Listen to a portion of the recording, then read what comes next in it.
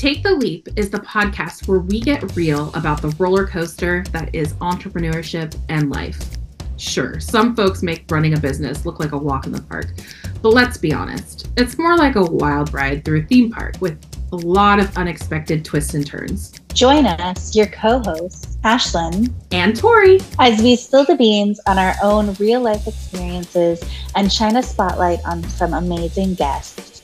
From the highs of success stories to the lows of epic failures. And hey, we'll even throw in some cringe-worthy, laugh-out-loud, embarrassing moments for good measure. So buckle up and tune in every Tuesday and Thursday for a dose of raw, unfiltered truth about what it's really like to chase your dreams and build a business. Whether you're a seasoned entrepreneur or just dipping your toes into the startup world, we've got something for everyone. Even if it's just to make you think, wow, I'm glad I didn't do what they did.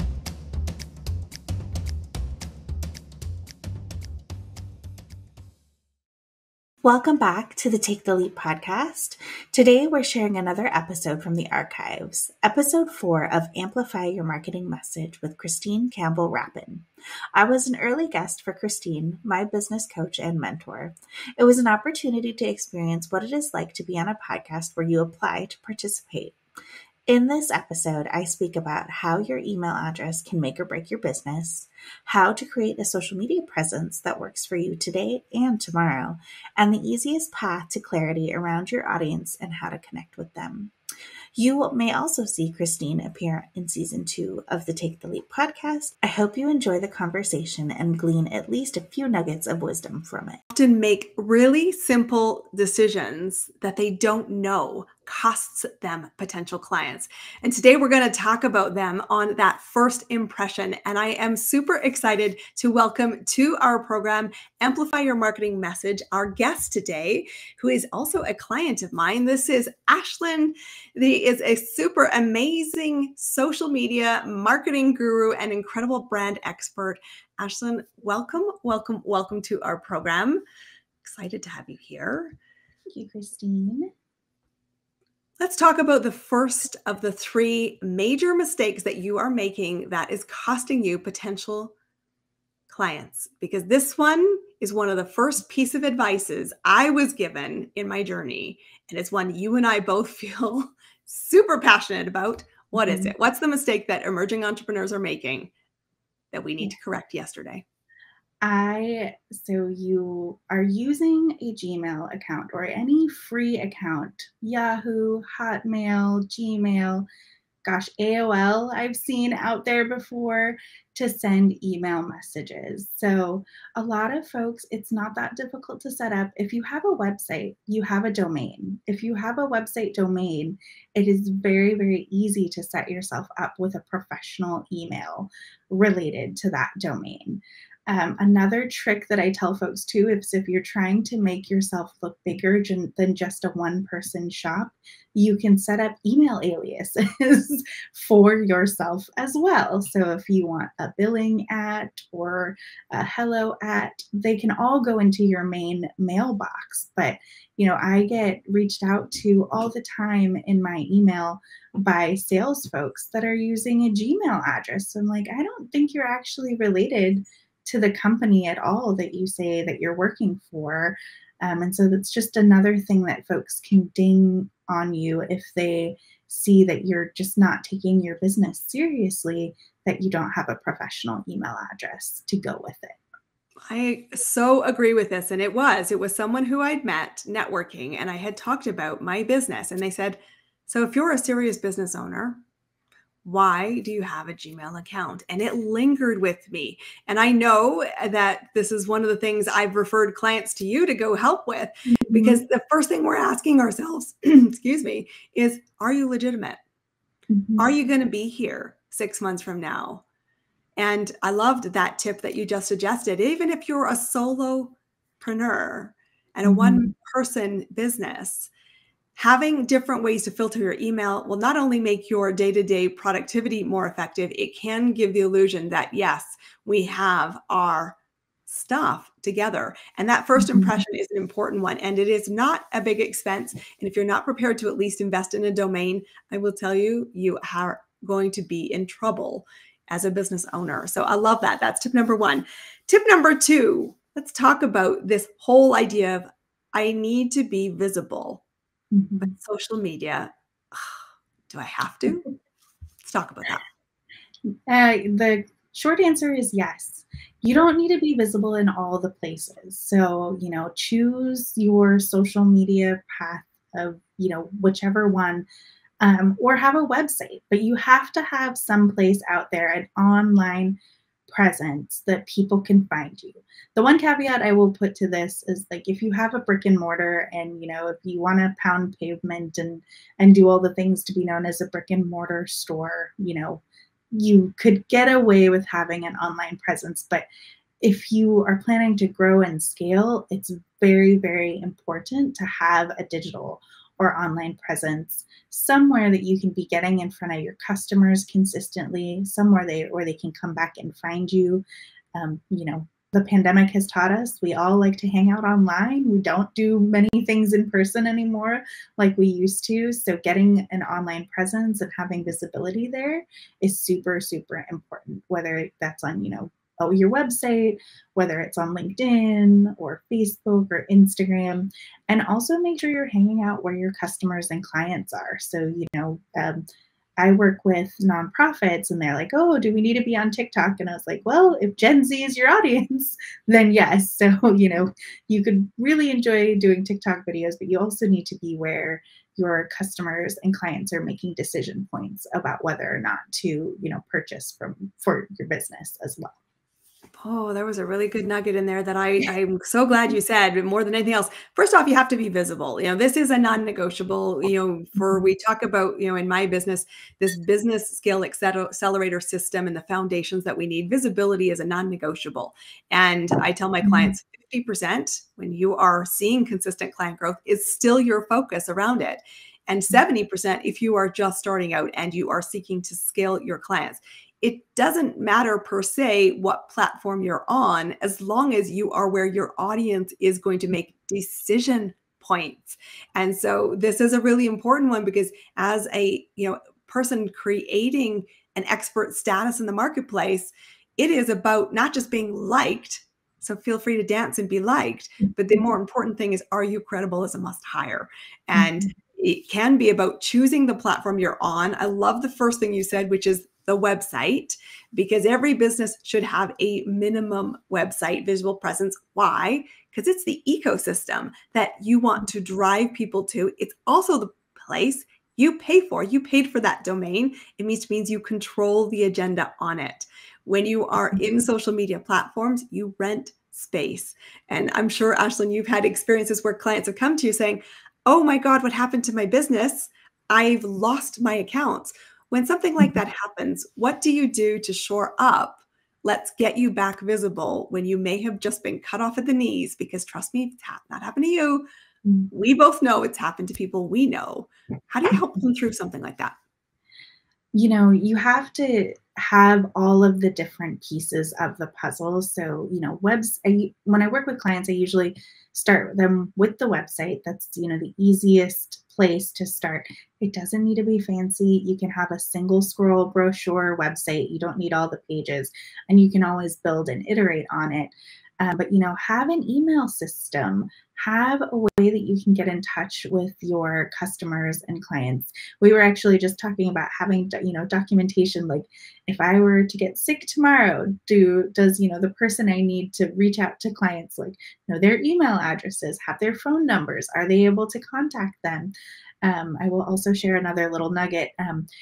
Cookies and different ways to track people across the internet are maybe going to go away next year. It was supposed to happen this year. They've moved it to 2024. Who knows if we'll stick to that date? But, having those permission-based tools, like somebody's email address, their phone number, to be able to reach them, are going to be very, very important.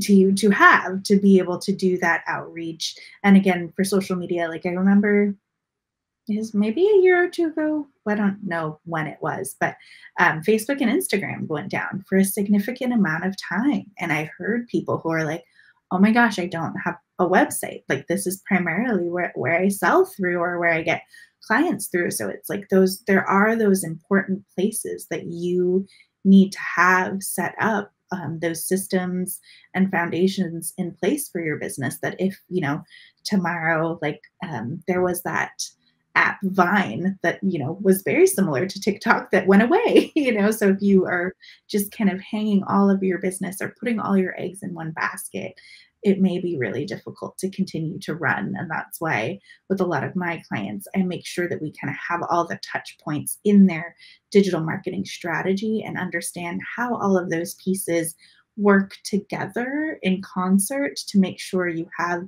a full offering to your clients and customers that makes sense for them along their, what I will call the buyer's journey. So, you have to build that audience first. And, what you have to do first is understand who they are, what they care about, what messages land with them, and then start to spend time making sure at all those different touch points, you have information available to them to move them along the decision points of that journey.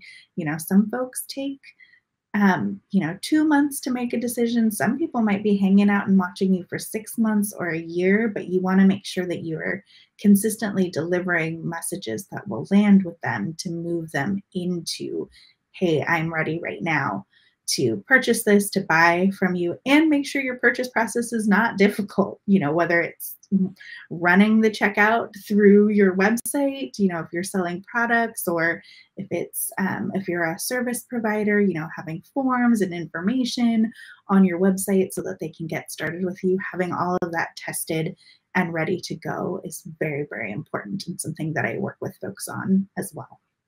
Right. This is it. This is the first impression. It's got to be legitimate. You've got to look at the professionalism you are putting out into the marketplace. And that professionalism is different regardless of platforms. I love the fail-safe recommendation you're making here, which is you've got to have your website. But remember, your website does nothing if you do not drive your audience to it. So you do have to have a strategy around that. Having a congruent one is imperative because you don't know where the clients are going to go through. You have some anticipated expectations, but they'll find content all over the place. And even if you don't have all the elements together, what I'm hearing from you is start somewhere. Get the email as a non-negotiable, get at least a starting page, and you can build from it. Every business evolves. And I know with the work that you and I are doing together, it is about evolving the story and being intentional with the choices of who are we serving? And as it changes, making sure it's current. So I want to talk about the third idea, which is, how do you actually ensure that the right people are finding you? Like, what's this whole idea of finding this target market? Because it sounds really easy. We hear it all over the place. And yet the truth is, if you're not seeing the revenue you want, chances are you have a problem with your target audience or something is off. Let's talk about what that and how you see it, because not doing it well is a mistake costing you potential clients.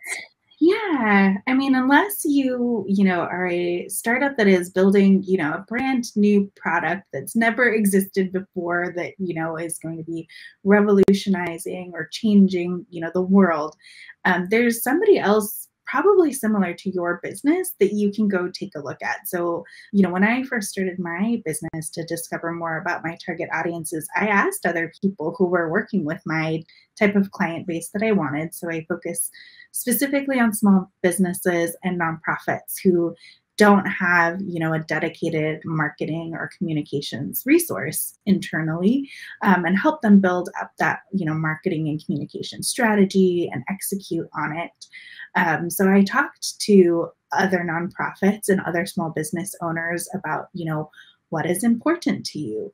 Where are the gaps in what you're doing in your marketing? And then used that information to help build, my messaging for what I offer by asking the people who I wanted to target. So, doing that market research, and it doesn't need to be really, fancy and extensive. I think a lot of people get overwhelmed by the idea of market research, or they have to hire a firm to do all of these surveys. I just asked around my network and I was like, hey, you're in the category of business I want to be working with. can we hop on a 20-minute phone call so I can run through these questions with you, kind of get a baseline idea? I think I talked to 10 different people in that audience, and then I built from there. I was like, okay, here are the similarities, here were some of the differences, and just went out there with it and tested and learned. And now we're iterating into a new space in my messaging based on what I've learned. And so I think that's the other thing as well, is you're not locked in stone in what you choose when you get started, but also, be listening and be conscious of what is changing. If the social media platforms I use today disappear tomorrow, I'm going to have to strategically change a lot of what I do, but being, prepared to pivot and make those changes is important. And learning along the way is super important as well. This is really important because the target market isn't what you imagine it to be. And what I love about this, because I am all about elegant simplicity, is it doesn't need to be hire a firm and make it complicated. It is go have conversations. Your business will move by the single catalyst, which is conversations. And once you get the messaging, amplify it. But it was really important to understand fish and go where there is already a market. And you can service that market to fill the gaps, and a little bit of improvement on a current service can be the win that they are looking for. It doesn't have to be a complete reinvention.